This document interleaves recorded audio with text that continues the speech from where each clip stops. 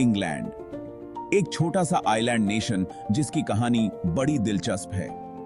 Roman साम्राज्य से लेकर आज तक इस देश ने बहुत कुछ देखा है, जीत, क्रांतियां, साम्राज्य। लेकिन इंग्लैंड को असल में किसने आकार दिया?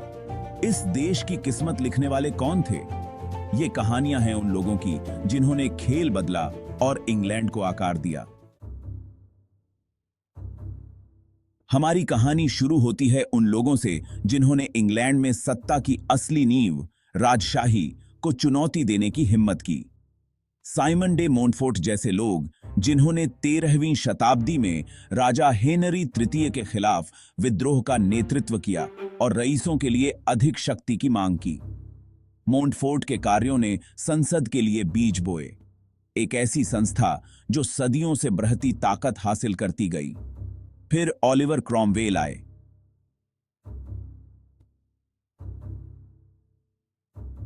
जिन्होंने अंग्रेजी गृहयुद्ध में संसदीय ताकतों को जीत दिलाई। 1649 में क्रॉमवेल द्वारा राजा चार्ल्स प्रथम को फांसी दिए जाने से पूरे यूरोप में हलचल मच गई। जैसे जैसे इंग्लैंड 18वीं शताब्दी में आगे बढ़ा, ध्यान एकदम क्रांति से हटकर संसद के अधिक सूक्ष्म लेकिन महत्वपूर्ण विकास पर केंद्रित हो गया। व्यापक रूप से पहले प्रधानमंत्री माने जाने वाले रॉबर्ट वॉलपोल जैसे लोगों ने इस पद और राजशाही के साथ इसके संबंधों को आकार देने में महत्वपूर्ण भूमिका निभाई।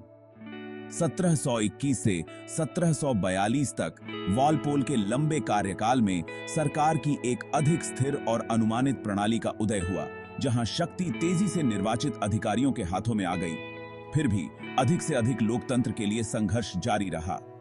विलियम विल्बरफोर्स जैसे सुधारक अपने ईसाई धर्म से प्रेरित होकर अथक रूप से गुलामी के उन्मूलन के लिए अभियान चलाते रहे और अंततः 1833 में सफल हुए।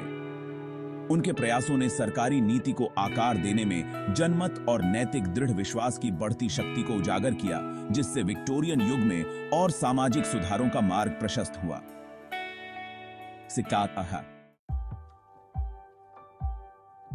भाग 4, साम्राज्य और उद्योग, एक बदला हुआ राष्ट्र। 19वीं शताब्दी में इंग्लैंड को औद्योगिक क्रांति ने बदल दिया। इसम्बार्ड किंगडम ब्रुनेल जैसे आविष्कारक और उद्यमी अपने अभूतपूर्व पुलों, सुरंगों और स्टीम शिप्स के साथ अभूतपूर्व तकनीकी प्रगति के इस युग के प्रतीक बन गए। ब्रुनेल के काम ने न केवल परिवहन में क्रांति ला दी, बल्कि ब्रिटेन की बढ़ती वैश्विक पहुंच और औद्योगिक ताकत का भी प्रतीक था।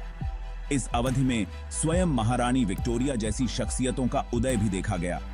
उनका शासनकाल ब्रिटिश इतिहास में सबसे लंबा ब्रिटिश साम्राज्य का अपने चरम पर विस्तार होते देखा गया, जिसमें दुनिया की 1/4 भूमि और आबादी शामिल थी। विक्टोरिया का दृढ़ व्यक्तित्व और कर्तव्य और नैतिकता पर जोर विक्टोरियन युग को परिभाषित करने लगा, जो अपार प्रगति और सामाजिक उथल-पुथल दोनों का समय था।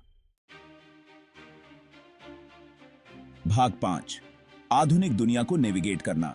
युद्ध के बाद के नेता। 20वीं शताब्दी ने अभूतपूर्व चुनौतियां लाईं। 2 विश्व युद्ध जिन्होंने ब्रिटिश समाज के ताने बाने की परीक्षा ली। विंस्टन चर्चिल जैसे नेता जिनके अटूट संकल्प और जोशीले भाषणों ने द्वितीय विश्व युद्ध में अपने सबसे अंधेरे समय के दौरान राष्ट्र को एकजुट किया, लचीलापन और अवज्ञा के प्रतीक के रूप में उभरे। युद्ध के बाद के युग में ब्रिटेन ने अपने साम्राज्य के नुकसान और तेजी से बदलती दुनिया में अपनी जगह से जूझते देखा। देश की पहली महिला प्रधानमंत्री मार्गरेट थैचर जैसी शख्सियतों ने वैश्विक मंच पर ब्रिटेन की भूमिका को फिर से परिभाषित करने की कोशिश की, मुक्त बाजार नीतियों का अनुसरण किया और ब्रिटिश समाज की पारंपरिक धारणाओं को चुनौती दी। भाग 6, एक जाली विरासत।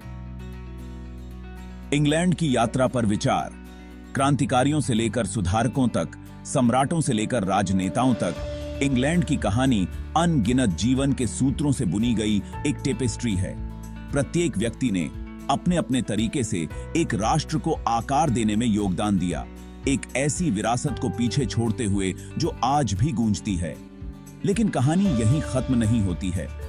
जैसे जैसे इंग्लैंड 21वीं सदी की जटिलताओं को नेविगेट करता है, पहचान, वैश्वीकरण और दुनिया में अपनी जगह के मुद्दों से जूझ रहा है, एक सवाल बना हुआ है, इस निरंतर विकसित हो रहे राष्ट्र के भविष्य को आकार देने वाले खेल को बदलने वाली अगली पीढ़ी कौन होगी? अगर आपको यह वीडियो पसंद आया हो तो लाइक करें, शेयर करें, कमेंट करें और हमारे चैनल को सब्सक्राइब करें।